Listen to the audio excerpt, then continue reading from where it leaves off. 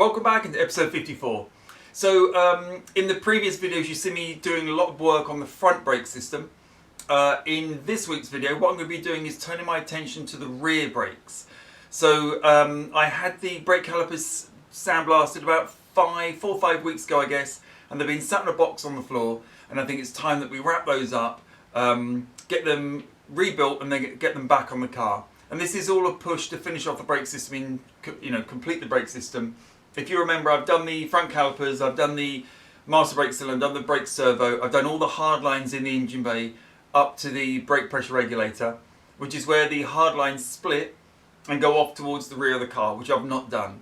And I debated for a long time what to do there, but now I know what I'm doing. I'm going to renew the lot. So calipers this week. I'm hoping next week we can turn the attention to those hard lines that go under the car. I think they're quite tricky because they go over the transmission and all sorts of things. But hopefully we can tackle those next week. I need an easy week because in the background I'm also doing a lot with the fueling system, trying to source all the parts and everything to rebuild it from the tank back up to the engine, which is not straightforward, believe me. Anyway, I'm giving too much away.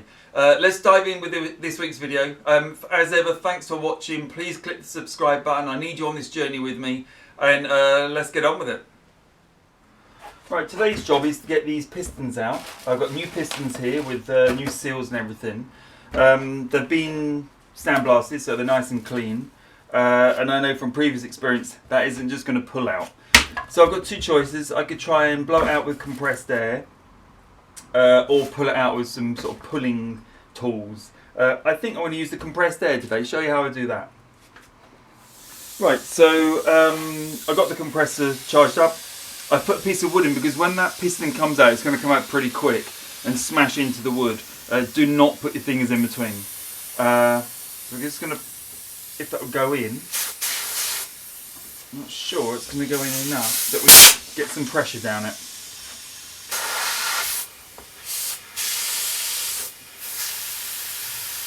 You can see how tight that is. That's taking a lot of pressure. I might try the other one first and just check we're getting enough.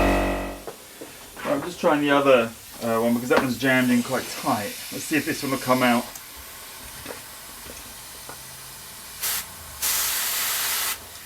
That's not keen, so we can just do a little tap.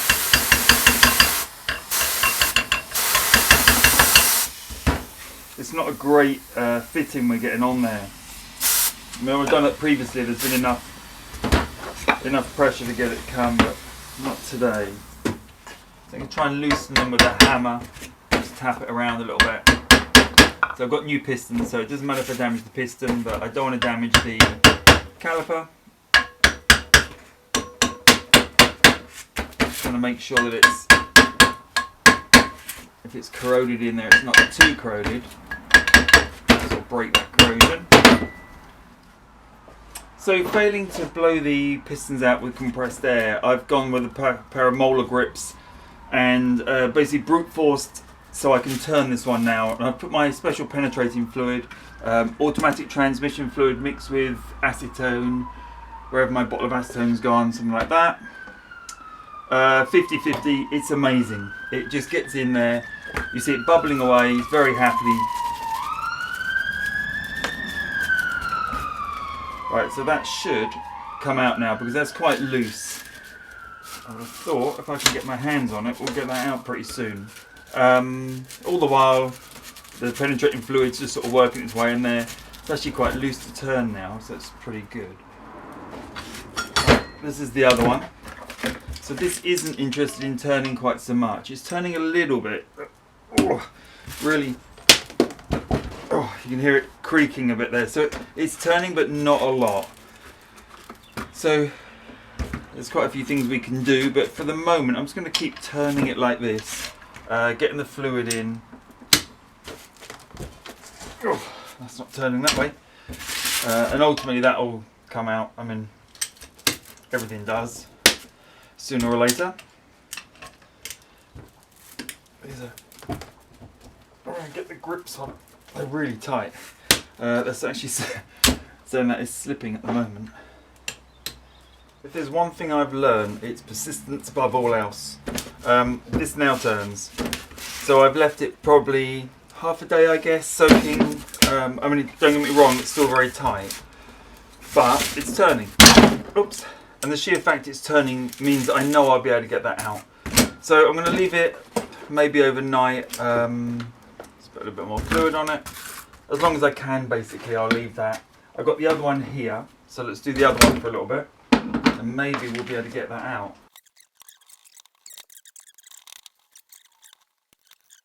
Maybe not.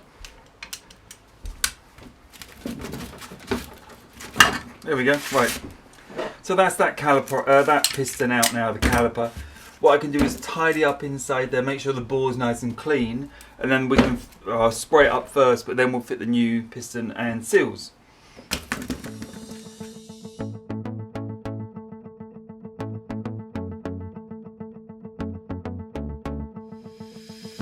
Now we need to take the sort of clip there that holds the rubber grommet on, dust boot.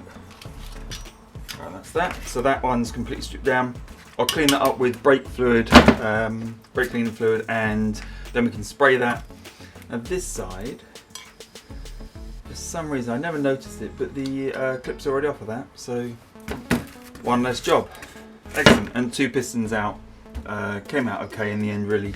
They're very gunked up at the top, but the bottoms are fine. Either way, we've got new pistons, so we'll get those in.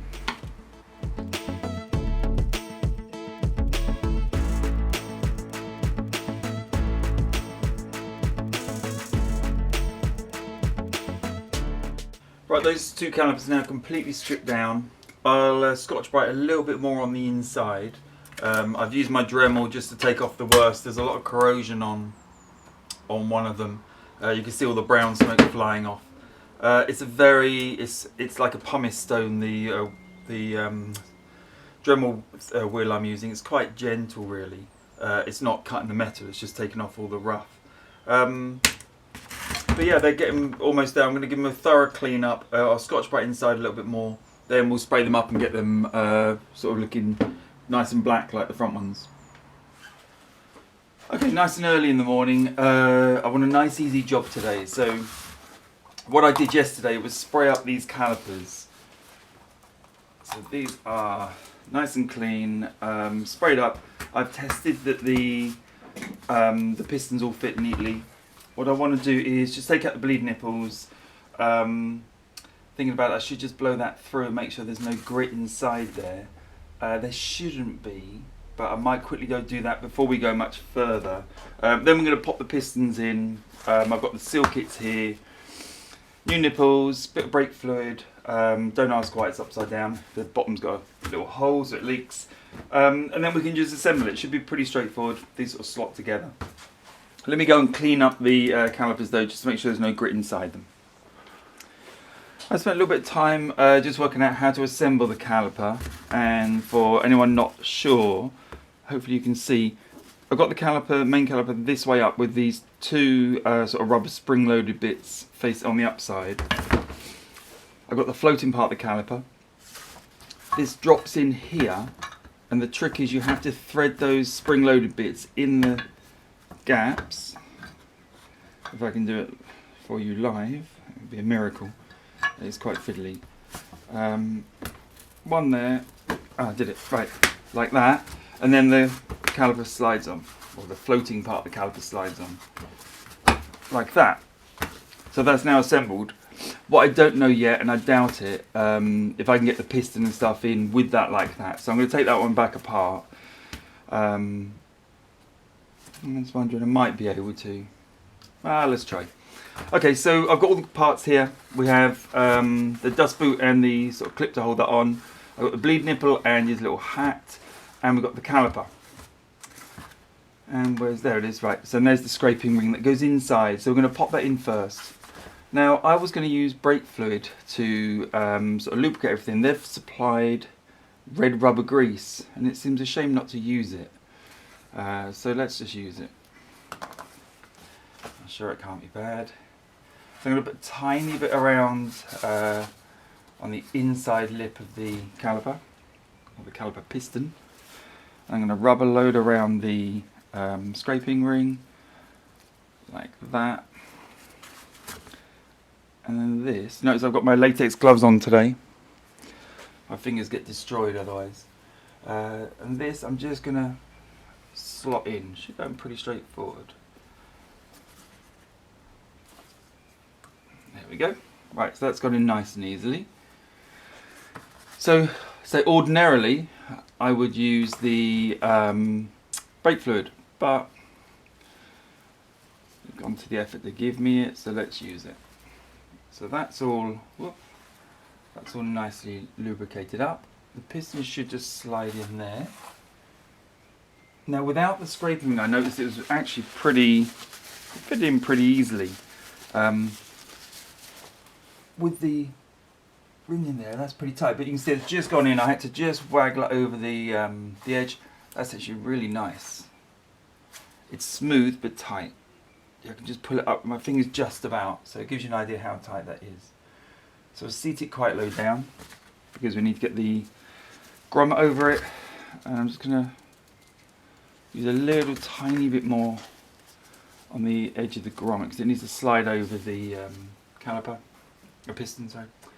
Me and my words. And now what I need to do is work out which way around this goes, and I suspect it should go around the piston's got like a ridge around the top of it, so it should tuck in that ridge if I can get it to go round. For some reason it's all slimy now. Almost there. Right, put that in. Get my fingers in there. Yep, okay, so that's now around the piston. What I need to do now is pull it down, and this is probably where the floating part of the caliper is going to get difficult. I need to pull it down over the ridge and get the securing clip on. So we'll try with this part of the caliper in place. I can pretty much do. I can't do it, so I'm going to just take it off. I like to fail, but I fail pretty quickly now. It's so much easier like this, isn't it? So now we're just, with the screwdriver, just going to hook that over the edge, like that, and put the sealing ring on. I'll make sure it's fully down. Looks pretty good. And, oops.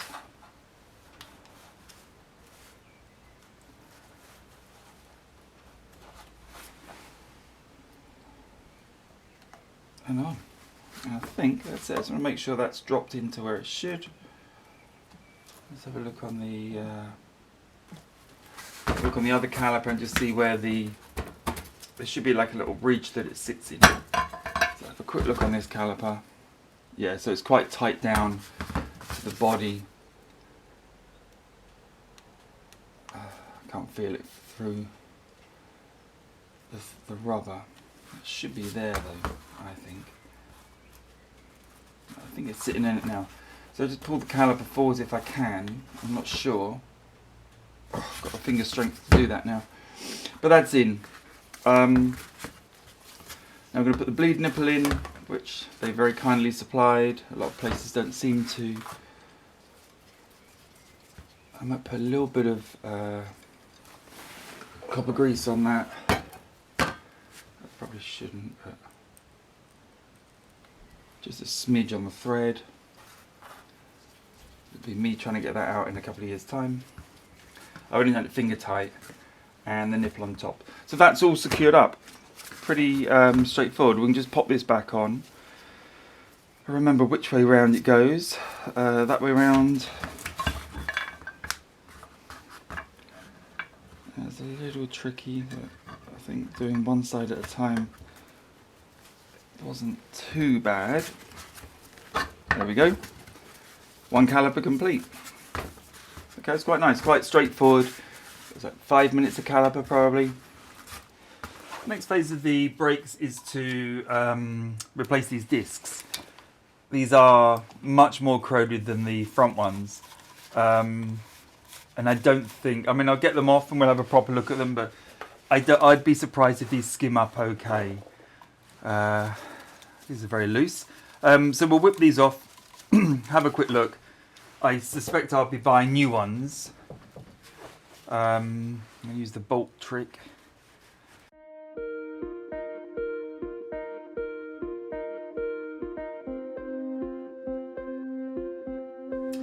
And I'm forgetting myself. I've dropped into that famous trap of while you're in there, fix it. What I'm supposed to be doing is not restoring the hubs and the whole braking system. What I'm trying to do is fix the brake lines that come to these calipers. And it made sense to restore the calipers while I was there because I've got new flexi pipes going into those. What I'm not doing is doing a brake and disc renovation on this car yet. What I'm going to do, and if you remember on the front I've used the old discs, I'm going to use the old discs and pads on the back until I get the car started, which is my main concern. I want to get the car running and then we can do all pads and discs all the way around. I'm trying to limit the costs at the moment and I don't want to sort of dive down and get drawn into replacing everything, which is so tempting, and I keep straying down that path. So discs back on, calipers on, flexible lines on, and then we can look at the hard line brake lines and look at whether I can replace those because they go over the transmission, I think, which might be tricky. But that's the focus, and that allows me then to bring the brake system back up, fluid back in it, test it for leaks. We've got brakes. Then we can carry on. Had to stop myself there. I was going down the wrong route. So let's pop the disc back on. I'm not even going to clean up. The front ones I had sandblasted, but knowing what I'm going to be doing, there's no real need.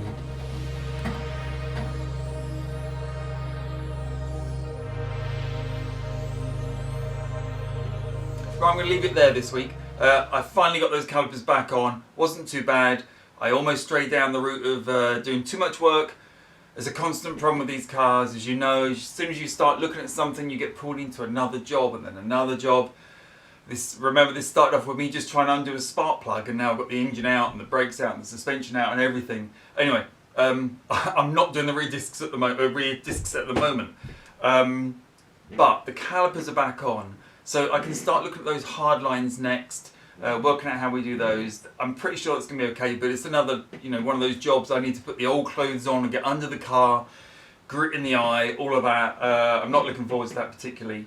Although it does give me a chance to look and inspect under the car a little bit more. It's something I've not done a great deal of.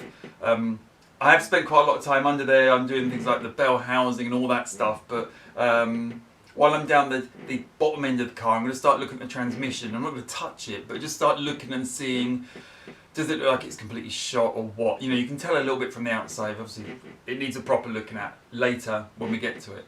But anyway, as ever, thanks for watching. The next week's going to be a lot of brakes. I expect a lot of hard lines and fittings and cutting and bending and stuff like that. I'm looking forward to that because that's quite nice and relaxing. As ever, thank you for watching. Stay tuned and I'll see you next week.